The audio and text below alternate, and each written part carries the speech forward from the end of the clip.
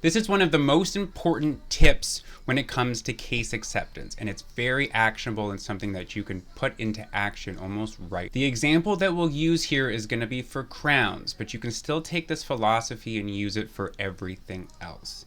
And I'll go a little bit into detail here of the purpose behind it, the idea behind it, and why it works, but I promise you this is a very solid tip. It's not just get better at talking to people. It is a concrete tip, but it's better to have some explanations so that you can expand it and use it properly. So the thing we need to know about case acceptance is that it is essentially understanding, right? If they understand the treatment, they will go through with the treatment more times than not. This is important for a lot of reasons. Number one is that it's ethical, right? It's good for our patients.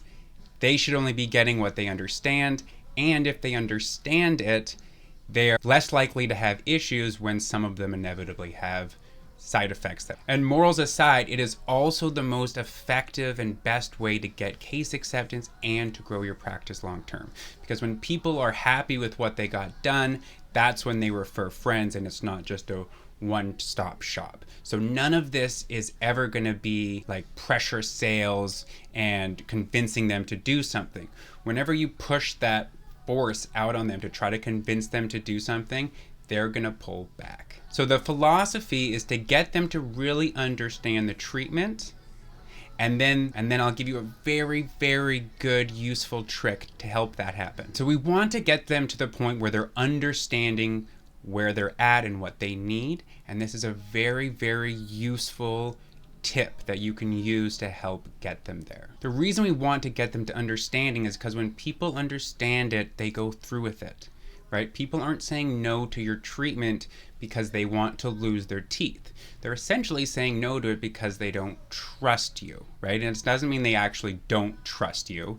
They just don't fully trust you enough to go forward with what you said.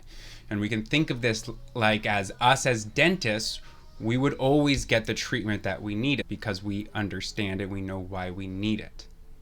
And so the only reason, not the only reason, but the majority of the reason that people don't go forward with it is because they don't understand it. And so the tip is very simple, but what it does is it allows us to get our information across to them before they put up their barrier. So if I get a call from a sales rep and they say, "Hey, Dr. Sellers, can I borrow 5 minutes of your time to do this?" My immediate answer is no. Like, no, get off the phone, stop calling me, you're wasting my time, and I'm pissed, right? I'm immediately defensive. That salesman could then give me the best 30-minute pitch in the world with the best product in the world, and I'm not listening because I'm just waiting for him to stop talking so I can say bye and hang up. And so it's the same thing with patients with some of the trigger words. So what I mean by that is things like crowns, implants, the big words that patients don't necessarily understand. They might, doesn't matter if they do, but in their mind it either means pain, a lot of work, or a lot of money. So if I'm talking to a patient who has a crack in their tooth and I'm like, "Hey, looks like this tooth needs a crown," and then I go into the explanation, right? It's got a crack, I'm worried that the crack's gonna break the tooth, blah, blah, blah, blah, blah. If I do that after what I just said, I already said the word crown. They've stopped listening to me. They're wondering how much it's gonna cost. They're wondering if they can move some money around. They're already thinking of, let me find a good excuse to tell Dr. Sellers why I can't do this.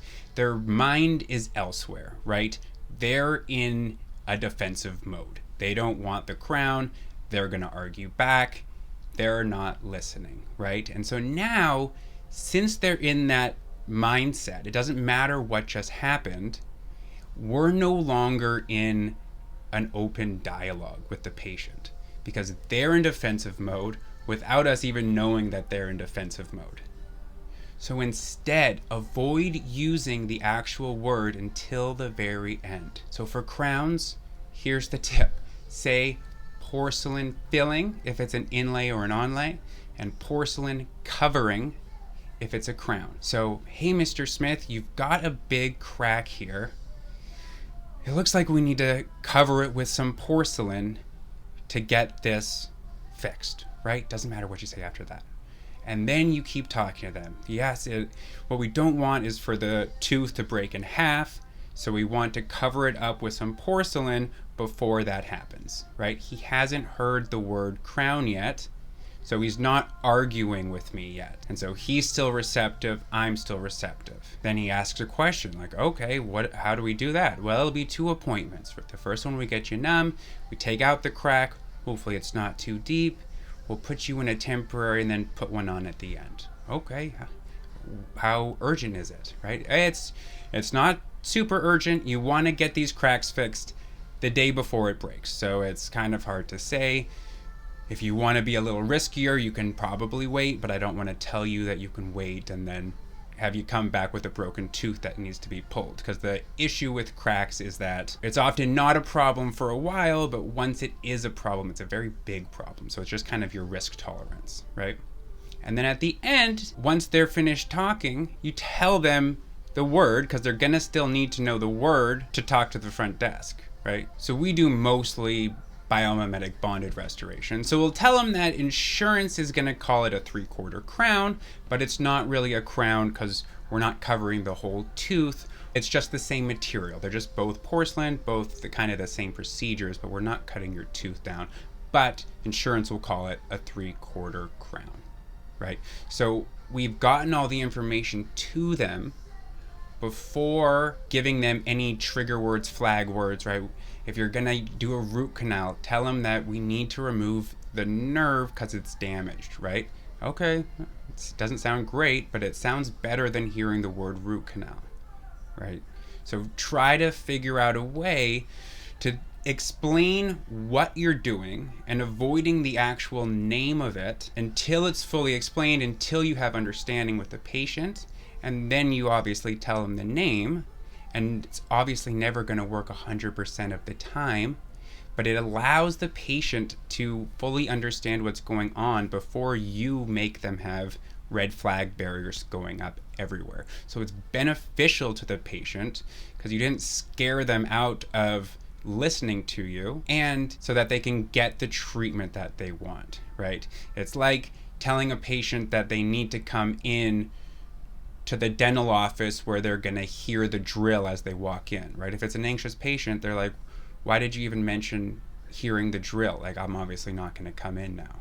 So we want to get the need and the situation and all the information that they need, get it to them out of the way before using those red flag words that are going to trigger in their mind a defensive action where they're going to stop listening. If you want the in-detailed treatment plan lectures or any other videos, I'll leave a link to our online CE course for dentists in the description, or you can hit the subscribe button and get notified when we have more coming out.